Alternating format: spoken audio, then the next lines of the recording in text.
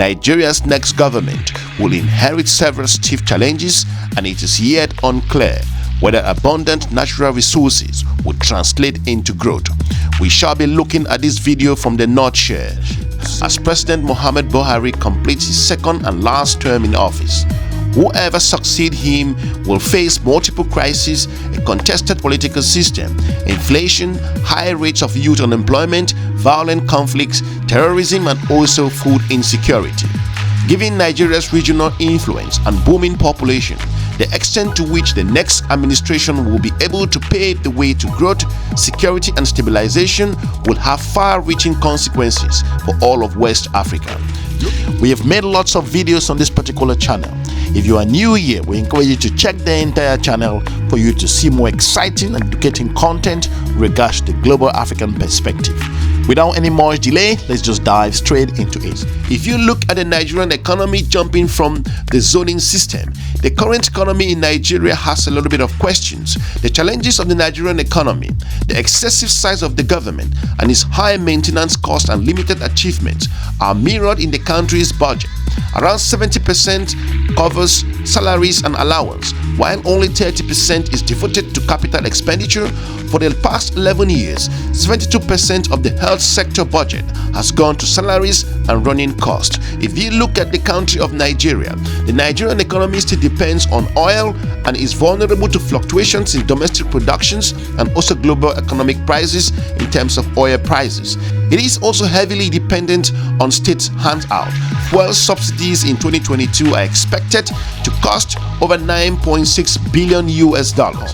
If you look at the zoning activities, much will depend on whether the economy can keep up with the demographic growth in the country of Nigeria. The federal solution was adopted in 1954 but was interrupted during the period of military rule when political changes and the oil booming resulted in the centralization of power. However, despite the return to civilian rule and the federal principles being inscribed in the constitution, the Nigerian political system is often described as a federal constitution without true federalism. Moving forward, fiscal federalism remains a problematic and resource-rich state contest the way wealth is redistributed in the country of Nigeria, while poor states depend on Abuja. As one of these basic assumptions is the financial autonomy of the federal states vis-a-vis the central government, as tensions between the federal and state governments reinforces ethnic and religious division. Nigeria's federalism remains a work in progress. Nigeria's next president will inherit a dire economic situation. A pressing matter will be to address the growing debt amidst global recessions with significant borrowing from China and commercial creditors. Debt restructuring will be an arduous task if you look at this particular movement. In the medium term to long term, much will depend on whether the economy can keep up with the demographic growth. While fertility rates already declining, the population would continue to increase in the coming decades. If this remains that way, there are anemic growth, slow industrialization, high unemployment, and fragility in terms of the face of the global shocks. Political instability and violence would likely increase. Economic diversification and decentralization will be essential for the Nigerian economy to overcome some of its structural problems. If you are new to this channel, we will encourage you to subscribe and share our videos with your different network.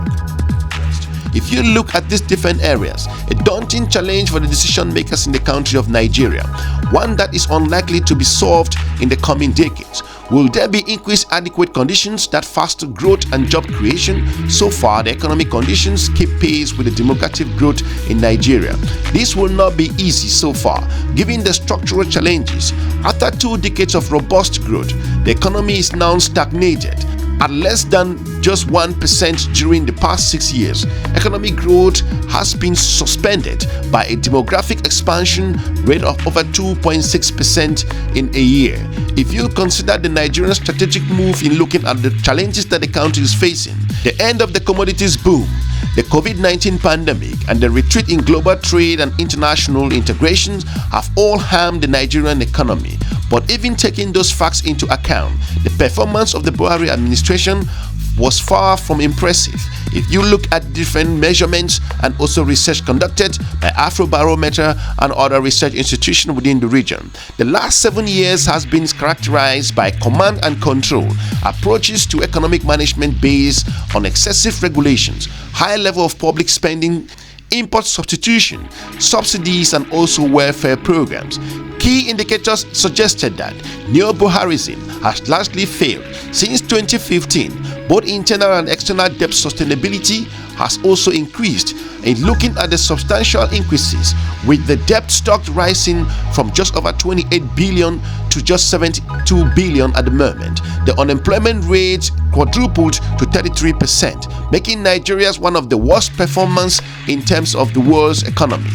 While the underemployment rate is estimated at 22.8%, in June of 2022, inflation stood at just over 18.6%. Looking forward, Nigeria is a mosaic of nations with different geographic, economic, ethnic, and religious characteristics. Maintaining a unitary state in the face of such diversity has always been a challenge. Since the return of civilian rule in 1999, power turnover in Nigeria has taken place according to unwritten rule observed by the country's two main parties, according to which the president and the vice president must alternate between the north and south and also between the 6 established geographical zones. This policy of zoning is designed to ensure that each region and ethnic group has fair access to power. However, as evidenced by the legacy of President Muhammadu Buhari, who is from the state of Katsina in the northern Nigeria, the policy is more than accommodating the ambitions of political elites that are about to develop outcomes. If you consider the multiple challenges that the country of Nigeria faces in terms of security and other issues, reforming Nigeria's federalism and fixing its struggling economy appears even more daunting considering the security outlook. Terrorist groups such as Boko Haram and the Islamic State West African province remains active in the impoverished northeast of the country and are expanding their operations reach, as evidenced by the recent attack on different places in regards to the country of Nigeria. The number of insurgent groups has been rising in Nigeria, reflecting the state's fragile or absence in many parts in terms of the territory of the country of Nigeria. The challenges ahead are such that under the best case scenario, it will take several more years to reap the benefits of reforms. In central Nigeria, violence between farmers and herders and water and lands has escalated in recent years. The occupation and ethno-religious division feeding off others in the southern central regions, violence banditry, and also has become the main threat to security. An organization's group engaged in cattle theft, kidnapping, armed robbery, and murder rape in different areas. In the south, separatist movements have intensified their activities, contesting a state that they deem inefficient and predatory. In the mega city of Lagos, the crimes rate has increased. Nigerian security forces are under-equipped and lack the effective leadership.